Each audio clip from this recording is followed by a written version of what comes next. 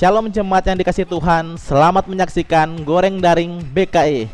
Ngobrol bareng via daring Gereja GPD Bethesda Keluarga Ilahi bersama saya Roni Safar.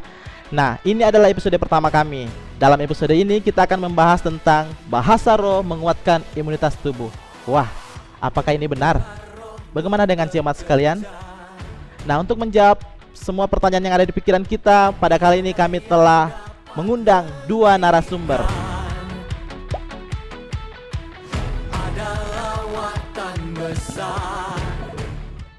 Langsung saja kita panggilkan narasumber kita yang pertama, Bapak Pendeta Dr. Jefit Sumampo. Narasumber kita yang kedua, Bapak Immanuel. Shalom Pak, apa kabar? Silakan duduk. Pak Jefit, Pak Immanuel, apa kabar hari ini? Luar biasa baik, Tuhan berkati. Puji Tuhan ya. Terima kasih ya Pak Jefit, Ya, Pak Immanuel terima telah kasih. menghadiri undangan kami dalam acara Goreng Daring BKI saat ini. Nah, Pak Jefit dan Pak Immanuel, wabah corona sekarang ini kan lagi gencar-gencarnya nih. Dan ada beberapa anggapan atau pendapat dari masyarakat mengenai wabah ini. Salah satu yang paling menarik pendapat mereka yaitu bahasa roh meningkatkan imunitas tubuh. Saya persilakan kepada Pak Immanuel untuk menanggapi apakah bahasa roh meningkatkan imunitas tubuh sebagai jemaat, sebagai perawat dalam rumah sakit. Bagaimana tanggapan Bapak? Ya, terima kasih untuk Pak Roni yang sudah memberikan kami kesempatan pada saat ini. Pertanyaannya ini sangat menarik ya, sangat menarik. Kenapa saya katakan sangat menarik? Karena menyangkut sekarang lagi trennya, lagi isu-isunya lagi hangat, yaitu wabah virus COVID-19. Dengan pertanyaan yang mengatakan bahwa apakah bahasa roh bisa meningkatkan sistem imun? Yang pertama saya mau sampaikan dulu menurut pribadi saya selain sebagai jemaat dan juga sebagai petugas salah satu rumah sakit di Kota Palu. Bahasa roh yang saya pahami yaitu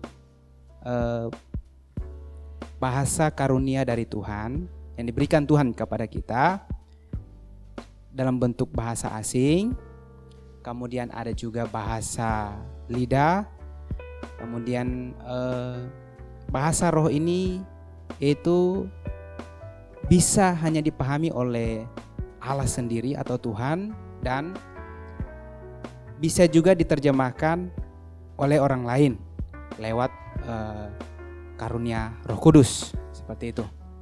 Nah, menyangkut sistem imun ini sangat mempengaruhi daya tahan tubuh kita. Nah, sedangkan COVID-19 ini salah satu wabah atau penyakit yang sangat membuat orang cemas, takut. Ya, saya juga pun di rumah sakit itu sangat cemas. Ya, kenapa saya katakan sangat cemas, sangat takut? Karena kita tidak tahu pasien yang kita tangani ini apakah pasien sudah positif COVID atau belum, seperti itu. Makanya salah satu cara yang saya lakukan untuk terus mempertahankan atau meningkatkan sistem imun tubuh saya yaitu dengan terus berdoa. Ya, berdoa, terus memanjatkan doa kepada Tuhan. Dalam bahasa saya seperti itu. Ya.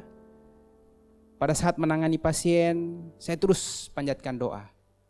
Saya berdoa minta Tuhan terus jaga saya, terus lindungi saya dari virus ini. Jadi menurut saya sangat ada hubungan antara bagaimana bahasa roh itu bisa meningkatkan sistem imun. Itu saya sangat setuju. Karena dengan menghilangkan stres itu salah satu cara saya itu berdoa. Nah, karena stres itu kan sangat mempengaruhi sistem imun. Kalau kita stres, sistem imun pasti akan menurun. Ya, terima kasih, itu yang bisa saya sampaikan. Berarti untuk meningkatkan imun tubuh yang Pak Immanuel lakukan adalah menjalin hubungan dengan Tuhan seperti itu ya Pak Immanuel. Ya, supaya stres saya berkurang. Takut saya pun berkurang, sistem imun saya bisa naik. Terima kasih. Baik, Pak Epit sebagai pendeta, bagaimana tanggapan Pak Jefit mengenai bahasa roh meningkatkan imun tubuh? Ya, memang ini pertanyaan yang sangat menantang, ya kan? Dan kebenaran firman Tuhan menjelaskan seperti ini, bahwa seseorang yang berbahasa roh itu sebenarnya dia sedang berdoa, tetapi dalam bahasa yang lain yang tidak dipahaminya, kecuali jika ada orang yang punya karunia untuk bisa menerjemahkan bahasa roh itu. Nah, jadi namanya berdoa berarti itu adalah salah satu bentuk permohonan kepada Tuhan, ya. Sehingga dengan demikian jawabannya ya terserah Tuhan. Apakah Tuhan mau menjawab doanya atau tidak? Tentunya kalau doa orang yang benar, firman Tuhan jelaskan, Tuhan pasti akan menjawab. Ya. Nah, bicara tentang jawaban doa itu ada 3 macam jawaban doa yang kita tahu. Yang pertama, Tuhan menjawab ya dan segera menjawab permohonan kita. Yang kedua, Tuhan jawab ya tapi tunggu dulu, tunggu waktunya Tuhan. Atau Tuhan jawab, ini juga jawaban doa juga, bukan berarti ini bukan jawaban doa, cuma jawabannya adalah tidak, karena memang tidak sesuai dengan kehendak Tuhan. Nah, jadi kembali kepada yang tadi. Nah, kalau memang dia berdoa dalam bahasa roh, misalnya dia berdoa supaya Tuhan jaga kesehatannya, ya kan? Dan atau dia berdoa dia lagi sakit supaya Tuhan sembuhkan dia. Gitu. Nah, jadi Tuhan bisa jawab ya doanya. Dengan demikian caranya bagaimana? Tuhan bisa tingkatkan imunitas tubuhnya. Untuk apa? Untuk dia melawan segala kuman, virus, bakteri yang menyerang dirinya, kan?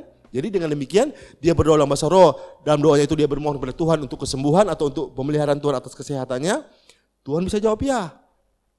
Dengan kata lain, karena memang Tuhan kehendaki dia untuk seperti itu. Jadi dengan demikian meningkatlah imunitas tubuhnya melalui doa dalam bahasa rohnya itu, ya kan? Nah, tapi yang penting dalam hal ini doa bahasa rohnya itu bukan doa yang dibuat-buat. Benar-benar doa yang disampaikan digerakkan oleh Roh Kudus, seperti itu. Berarti tergantung lagi kehendak Tuhan, Pak Pendeta ya. Ya, namanya Kalau doa tergantung kehendak Tuhan, betul. Kalau Tuhan berkehendak bahwa bahasa roh yang dia naikkan itu untuk meningkatkan imun tubuhnya, berarti Tuhan akan jawab seperti Tuhan itu. akan jawab seperti itu. Iya. Nah, berarti ini kembali ke kehendak Tuhan. Iya. Nah, Pak Pendeta, apakah ada manfaat lain dari bahasa roh ini, Pak Pendeta? Oh, banyak sekali manfaatnya, banyak sekali, ya kan? Karena kita berdoa ini kan, doa dengan bahasa itu salah satu doa yang kita bisa naikkan. Tentunya permohonannya bukan cuma soal imunitas tubuh, bukan cuma soal kesehatan atau kesembuhan, tetapi kita bisa berdoa banyak hal. Misalnya seperti sekarang situasi ekonomi yang lagi prihatin kan, karena dampak dari pandemi COVID-19 ini. Ya, kita bisa berdoa untuk kita punya pekerjaan supaya bisa tetap kita bisa laksanakan, ya kan, supaya perusahaan yang kita bekerja jangan sampai mengalami pilot atau kebangkrutan. Dan akibatnya akan berdampak kepada semua karyawan, gitu. Kita juga bisa berdoa untuk supaya misalnya kita seorang pengusaha, supaya usaha kita tetap bisa lancar berjalan walaupun situasi memang sekarang tidak kondusif seperti itu. Ya, jadi berdoa untuk pergumulan, untuk permohonan hal-hal yang lain kita bisa naikkan. Juga berdoa dalam bahasa roh juga untuk meningkatkan kerohanian kita, ya kan, supaya kita terbangun iman kita terus kepada Tuhan semakin dekat, seperti itu. Jadi banyak sekali manfaatnya, banyak sekali. Ya. Apakah orang yang berbahasa roh ini, Pak Pendeta, dia berarti kepenuhan Roh Kudus? Nah, ini memang pertanyaan yang menarik sekali dan menjadi pertanyaan banyak orang ini, ya kan. Apa kaitannya dengan bahasa roh dan kepenuhan Roh Kudus? Jadi sesungguhnya firman Tuhan sangat jelas dengan tegas menyatakan bahwa ketika seseorang beriman sungguh-sungguh kepada Yesus Kristus sebagai Tuhan dan Juru Selamatnya secara pribadi, maka otomatis orang itu diselamatkan, kata firman Tuhan. Dan kemudian Tuhan meteraikan dia dengan Roh Kudus. Artinya pribadi Roh Kudus itu datang berdiam dalam dirinya. Nah, kan namanya Roh Kudus adalah pribadi, ya, pribadinya Tuhan. Dia datang sepenuhnya. Dengan kata lain, ketika dia percaya Yesus, orang itu mengalami yang namanya kepenuhan Roh Kudus karena pribadi Roh Kudus datang diam dalam dirinya. Nah, otomatis dengan demikian dia mau berdoa dengan berbahasa roh pun ataupun tidak dengan berbahasa roh, Roh Kudus sudah ada dalam dirinya. Nah, makanya pertanyaan ini menarik untuk dimodifikasi, kaitannya berbahasa roh dengan manifestasi Pak, karya ya. Roh Kudus. Nah, kalau itu memang betul. Orang yang berbahasa roh itu berarti dia sedang berdoa dalam karunia Roh Kudus, yaitu dia sedang bermanifestasi, ya, atas kehendak Roh Kudus, seperti itu. Berarti berbahasa roh itu adalah salah satu manifestasi karunia, Pak Pendeta, ya. Banyak, ada lagi manifestasi bernubuat misalnya, manifestasi karunia kesembuhan, karunia iman dan lain sebagainya, seperti itu kira-kira. Nah, Pak Jefit, bagaimana dengan orang yang tidak bisa berbahasa roh? Ya, ini juga perlu ditegaskan supaya jangan sampai orang-orang yang tidak bisa berbahasa roh menjadi kecil hati. Ya, sekali lagi, berdoa dengan berbahasa roh itu adalah salah satu cara kita berdoa kepada Tuhan. Dan tentunya ada banyak sekali cara kita berdoa. Ada yang namanya doa syafaat, ada yang namanya doa pribadi, ada yang namanya mesbah keluarga, macam-macam. Nah, itu kalau berbahasa roh itu kebanyakan doa pribadi, itu kan dilaksanakan kita kepada Tuhan. Jadi kalau kita tidak bisa berbahasa roh bagaimana? Ya enggak apa-apa. Kalau memang itu bukan karunia kita, ya berdoalah dengan seperti yang kita ketahui. Kita berdoa dengan apa yang kita yakini, kita imani. Yang penting kan hati kita tertuju kepada Tuhan. Hati kita luaskan untuk memandang Dia. Kita berdoa dengan sungguh-sungguh, dengan hati yang murni, dengan hati yang tulus. Kan kalau posisi kita adalah orang yang percaya Yesus sebagai Tuhan dan Selamat dengan sungguh-sungguh, maka pasti semua doa kita, doa orang yang benar di hadapan Tuhan, pasti Tuhan jawab, ya kan? Amin. Seperti itu. Jadi jangan sampai kecil hati karena saya tidak bisa berbahasa roh, Tuhan tidak akan jawab doa saya. Tidak begitu ya. Tuhan pasti akan jawab doa kita. Ya, Berarti yang itu. penting berdoa dengan sungguh-sungguh Ya, kepada Tuhan, dengan iman kepada iman Tuhan. yang teguh kepada Tuhan. Iya. Tuhan pasti akan menjawab juga, Tuhan Pak pasti ya. akan menjawab doa kita. Ya, baik. Sebelum kita mengakhiri goreng daring kita pada saat ini, kebetulan salah satu narasumber kita adalah salah seorang perawat di salah satu rumah sakit rujukan COVID-19. Nah, Pak Immanuel, boleh tidak kami bertanya bagaimana cara merawat pasien yang positif COVID-19 di rumah sakit? Ya, terima kasih. Cara untuk merawat pasien yang positif COVID-19. Ya, sebelumnya saya jelaskan dulu. Posisi saya di rumah sakit, saya bukan di ruangan yang tempat untuk merawat 1/24 jam pasien yang COVID-19. Tapi saya di ruangan kamar operasi. Nah, walaupun demikian di kamar operasi pun kami juga melayani pasien ada yang ODP, tidak menutup kemungkinan PDP ataupun yang positif COVID-19.